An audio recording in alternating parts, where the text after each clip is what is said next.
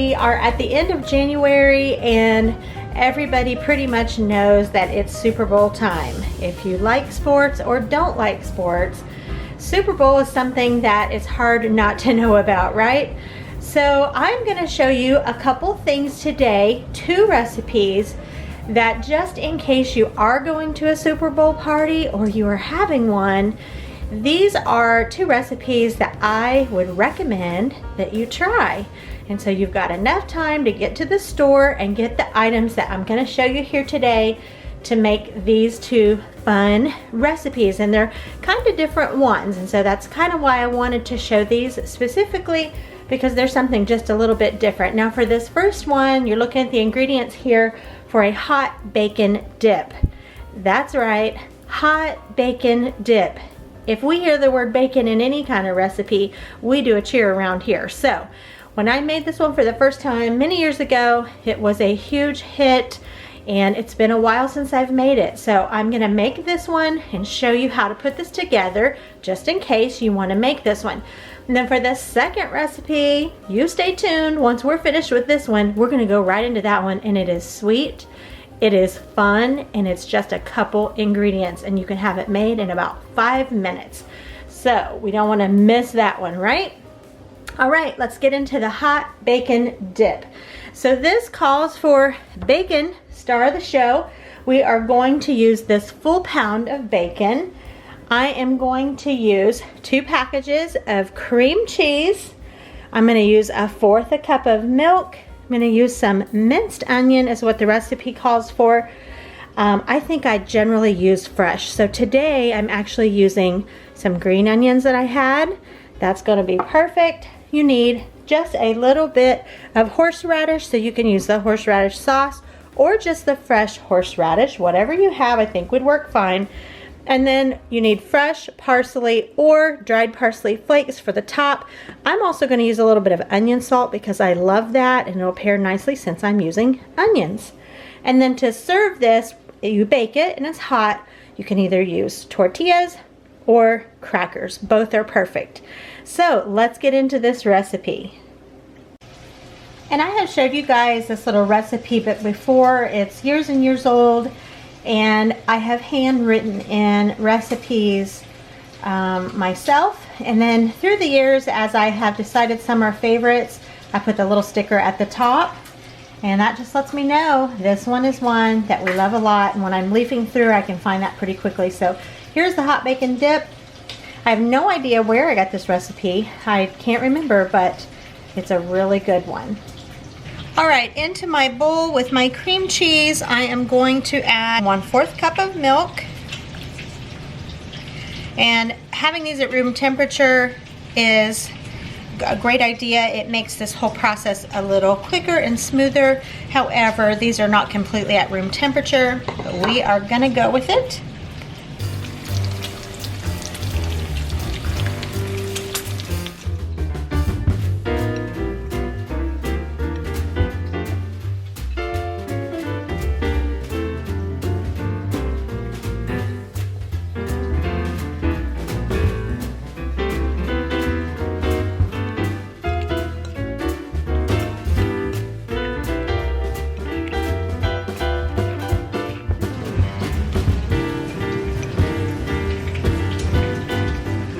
Now I'm adding in about 2 teaspoons of horseradish. I am using the horseradish cream sauce. We use this a lot, so I am very familiar with how much kick is in this. So if you don't like something with a little bit of kick, you know, you could maybe not add as much, but by the time it's mixed in with everything else, it's not going to be overpowering. It's just going to give that subtle flavor of horseradish and a little bit of kick, which we love. We like horseradish sauce on sandwiches sometimes. My husband James likes it with a beef roast. Sometimes he likes it on top of steak. We just like to keep that to use for various things. So I had that on hand for this recipe already. I've added in my minced onion, and my bacon is getting close to being finished, and then I will crumble and add that in.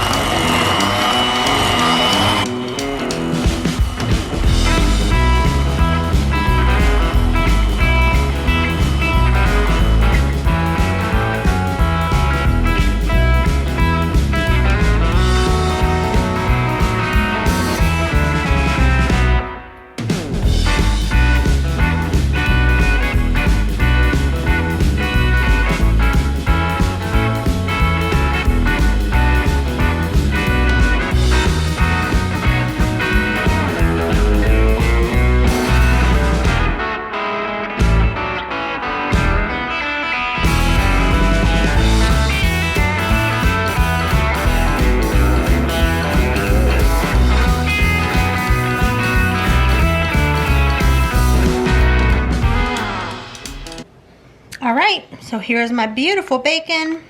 This is 1 pound. I think the recipe says 1.5 pounds. I think I usually do 1 pound. Now, I have doubled this recipe before, and I don't ever think I completely double that to 3 pounds of bacon, so probably I double that to 2 pounds of bacon. And I think that's sufficient for the amount of the cream cheese mixture that you have. All right, so let's get to adding. I'm gonna be using this adorable little spatula. Got this for Christmas from my mom. Isn't that cute? All right, in with the bacon. And as you already saw, the other ingredients are already in there. So we just want to give this a good stir. Make sure it is all incorporated. Doesn't that look fabulous? Perfect. And now into a sprayed baking dish. It's gonna go.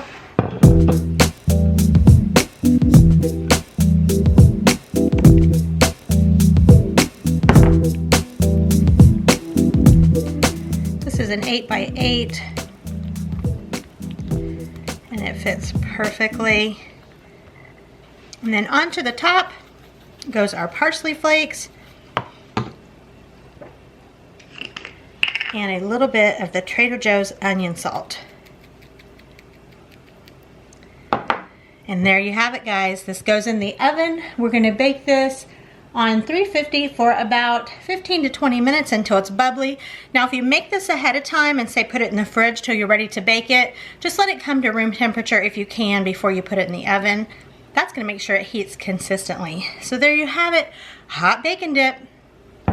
All right, guys, here it is, fresh and delicious right out of the oven. It's been out maybe about 15 or 20 minutes now. And let's just dive in here with the chip. Look at that delicious bacon. You can see the little green from the onion salt and the parsley from the onions. Doesn't that look so good? I tell you, if you make this, this will be a winner. Oh, I just tasted this. So good. You can taste a little hint of there's a big piece of bacon. Look at that yummy piece of bacon. You can taste a hint of the horseradish, which gives it such a good kind of a smoky flavor along with the bacon. This is really good, you guys. You got to make this one. You will be glad that you did. It's great served warm right out of the oven. I hope you enjoy this recipe. If you decide to give it a try, comment back and let me know. Oh my goodness, that is just so good. All right, we're gonna move right on into the next recipe. Stay tuned. All right, guys, right on into the second recipe, and this one is a sweet recipe. This is so good. I promise you, you will not be able to stay away from the bowl that this is in. I made this at Christmas time, and everyone raved about it, said, what is that? Or just said, I can't stop eating this. It is really so yummy. The first time I had this, a sweet lady at our church made it, I think 2 Christmases ago, and brought it to our Christmas party, and everyone gobbled it up. She had a fun name for it. She called it reindeer poop. And of course, all the little boys in the house thought that was great. But I guess that would be fun, especially during the Christmas season. But I'm just gonna call this white chocolate covered puffcorn. And that is what your main ingredients are. Your puffcorn, and you want to just get the original. Definitely don't get anything that's got cheese on it. That would not be good. So the original, you need some almond bark. I suppose you could use the chocolate if you wanted, but I'm a big fan of the white chocolate, so that's what I'm going to use. This calls for just a splash of oil of some sort. You could use canola, vegetable, coconut, whatever you wanted. It just basically helps to keep this thin so it coats this very easily. So honestly, it's just kind of a 2 ingredient, little splash of your oil makes the third, but so quick and easy. And then for fun, sprinkles.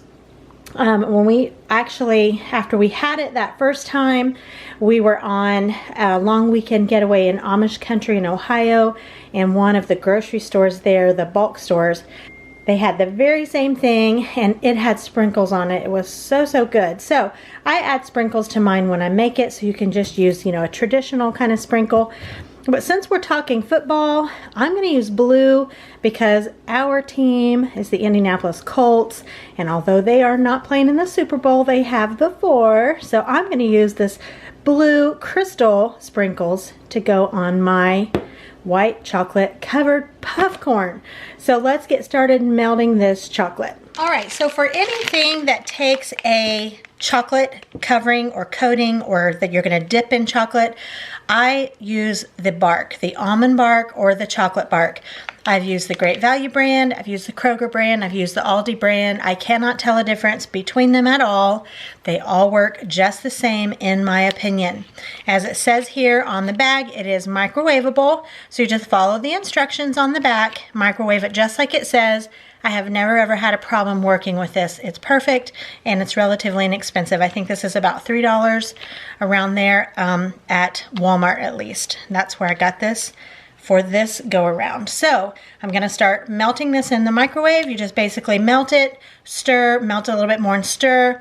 So I do about 1 minute, stir, and then maybe like, it usually does take about another 30 seconds. And even if there's some clumps there at the last, if you just keep stirring, they will go away. And then you're ready to pour it over whatever you're using this for. And in this case, the puffcorn. All right, so let's get started on the microwave.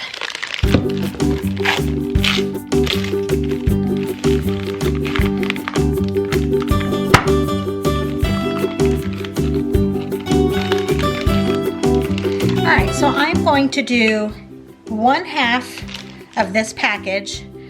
So this is 6 squares of the almond bark, and then that is going to be for 1 bag of the puffcorn. So obviously you would double it if you were doing more than 1 bag. I have never made just 1 bag, but that's what I'm doing right now, is just the 1 bag. I do have all the ingredients to make several batches of this come Sunday, but I'm making this for you today. I want to get this out so you'll have time to go to the grocery store and grab up these things in case you want to make this for Sunday. So let's go ahead and get started. We're going to put this in our microwave for 1 minute. All right, you can hear the microwave going in the background. I'm going to open my bag of Puffcorn and get it in my big bowl. This is the one I'm gonna pour the chocolate over and stir in this big bowl. So use a big one for that, that we have plenty of room to kind of get in there and get everything stirred without everything falling over the sides. Here's what it looks like at the 1 minute mark. It's still pretty hard. Let's see if we get it flipped over. So the edges are starting to get soft, otherwise the rest of it's still pretty hard. So really not anything to stir right now. I'm actually gonna put this in for 1 more minute. All right, now I know it said 15-second intervals, but I've worked with this enough to know how it works. And so we've got a lot of meltage going on, but we still have a lot that's not. So you just wanna flip it over. You can use a spoon, whatever you want to, and start breaking that down. And you want to just try to get everything off your spatula or your spoon so that can continue to melt. All right, this time around I'm only going to do 30 seconds. All right, I'm going to move to the spoon here so I can really feel it. There we go. Look at that. Looking perfect. I can feel a little bit of a piece in there, but look, it's already melted down that fast. So you just want to stir that, and then at this stage is where I'm going to add, just a little tiny bit of vegetable oil. Now, I don't normally add vegetable oil to this anytime I use it, but this recipe said to do it, so I did, and it's worked out perfectly. All right. Now you want to move pretty quickly. You don't want your chocolate to start setting up. So here's my puffcorn, and on goes the chocolate.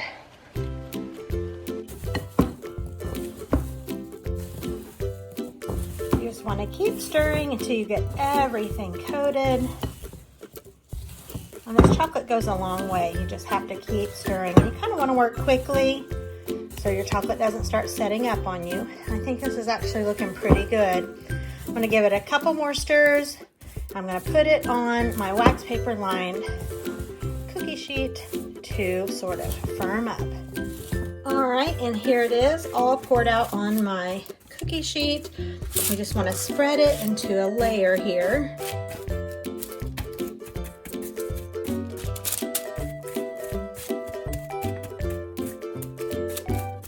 Okay, that's looking pretty good. And then you want to go in with your sprinkles while it's still kind of warm and get the sprinkles on there.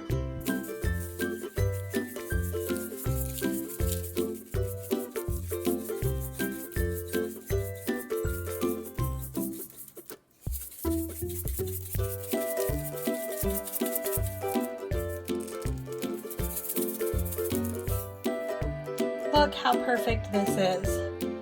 So fun. And you can use this like for Valentine's Day. I'm going to be making this again for the weekend of February 9th. That's when we're having a little Valentine's party at church, and I will use pink and red sprinkles, and it'll be all Valentine's. Any occasion that you want to use this for, you just put some colored sprinkles on there and it will be whatever you need it to be. It's such a fun dessert, and I'm just warning you, you won't be able to stop munching on it. So thank you so much for watching this, guys. I hope you enjoyed the hot bacon dip and the white chocolate covered puffcorn. I hope these are two recipes that you will try out. They will be a winner. And if you're getting together on Sunday to watch some good old football, I hope you have a wonderful time, and I hope your team wins. And I'll see you in the next video, guys. Thanks for watching. Give this a thumbs up if you enjoyed. Subscribe if you haven't. I'll see you the next time.